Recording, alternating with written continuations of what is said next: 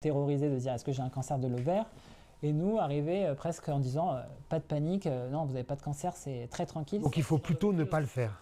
Il faut plutôt ne pas le faire. Il y a un cas où il faut le faire, c'est plutôt autour de la périménopause. Donc après 40 ans, sur un kyste endométriosique souvent connu qui augmente de taille, là oui.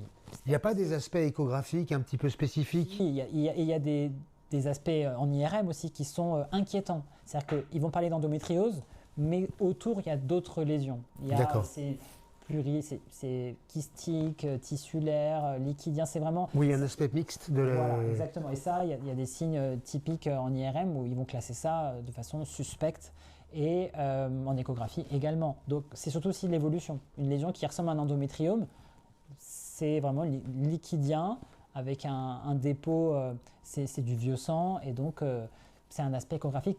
J'adore parce que tu en parles presque avec affection. J'ai une question. Je suis urgentiste, je suis médecin généraliste, je suis médecin n'importe quoi.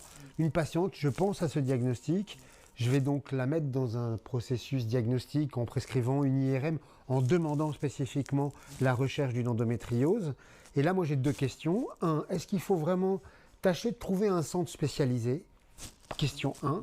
Question 2, qu'est-ce que je peux prescrire comme antalgique pour ne pas être toxique et pour calmer ces douleurs? Parce que moi, déjà de l'expérience que j'en ai, celle que j'ai pas vue il n'y a pas plus tôt que 2 jours, elle avait eu tous les antalgiques de la Terre, mais pas d'anti-inflammatoires.